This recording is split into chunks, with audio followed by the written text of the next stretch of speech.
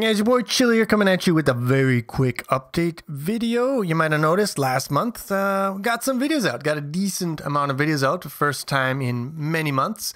So accordingly, for the first time in many months, I did not pause the Patreon, and I'm hoping to continue. I was hoping to continue on with that streak going into November, getting out more videos. But looking at the calendar, we're about halfway through November. Haven't got any videos out yet, so it's kind of questionable as to whether I'll be able to hit my goals on that one. I might get a substantial chunk of time in which to create content.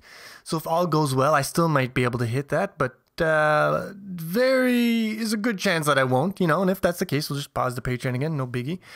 It all depends on time and timing, but it's not like I'm running out of ideas here.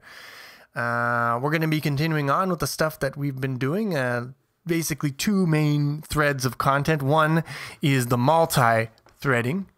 We just got ideas there with tasks and queues of work, trying to maximize our performance, minimizing impact of synchronization there. I want to generalize that now, not just to specific workers that can only do one kind of task, to a pool of workers that you can throw any arbitrary task at and they will do it for you. And just the idea of returning values then from your tasks and chaining them, all sorts of cool stuff. And that's going to kind of lead into more asynchronous processing. Up until now, we've been dealing with just what I would consider compute intensive throughput based processing. But there's also the idea in multi-threading of asynchronous operations where the CPU it has to wait for something to be done. It could be IP internet sockets. It could be I/O from the disk. Could be some GPU processing, but the CPU has to wait for something to be done before it can continue on with its own work. And we can look at how multi-threading can solve that problem. Some cool ideas there. And that might even lead us, I'm not sure yet, but coroutines, they're not really multi-processing or multi-threading topic. They're kind of a different way of handling asynchronous processing, but they do kind of fit in. They're in the same problem space. So, and I really do want to do some videos on coroutines. So I might just fit them into this series or put them in different series. But I feel like this is going to lead us into coroutines in C++, and that will be a very interesting, and it's a pretty complicated space, but you can do some very cool stuff in it. Now, the other thread of content that I've been working on here is, you remember, for those of you who've seen it, the inversion of control stuff and the container. I've been showing some cool ideas there, playing around with some, a little bit of light meta programming and creating a data structure there, playing around with the computer sciencey concept of inversion of control and dependency injection. But that's part of a kind of a bigger scheme that I've been working on, and I've been debating whether I should announce it, because, I haven't decided whether I'll be able to actually go through with it yet. But I figure, I really do want to go through with it. So I'm announcing that I want to do like a whole series on just infrastructure of, well, mainly it's infrastructure that you would probably have use for in a game engine, although a lot of it isn't specific to a game engine. So IOC container is one of those things, but also like a robust and very cool logging utility. How you build one's event bus. A lot of the stuff here isn't even like code or libraries, but it's like setting up of your project to make it just a much better development experience.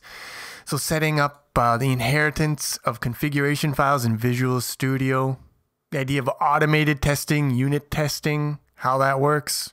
So there's a lot of interesting topics here that I'm eyeballing, and I kind of want to add them one by one, kind of building up the very foundations of a game engine, like the things that would support it.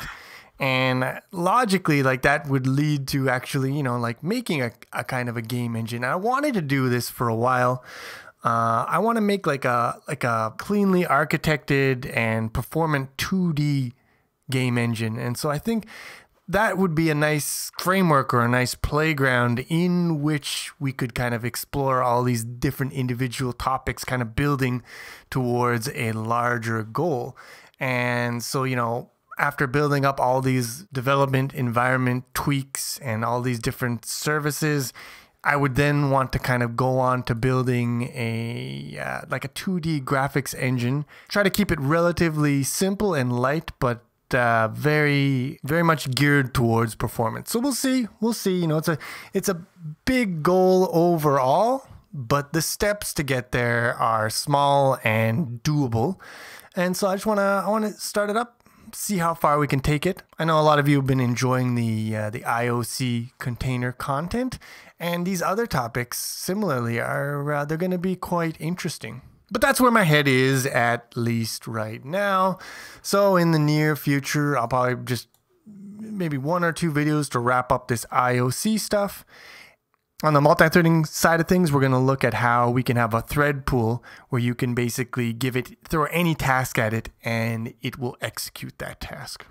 Hope to see you, this month with a big chunk of videos, probably near the end. But if not, definitely next month we'll have videos. We'll have videos for Christmas for sure. Okay. All right. That's it. And have a good one.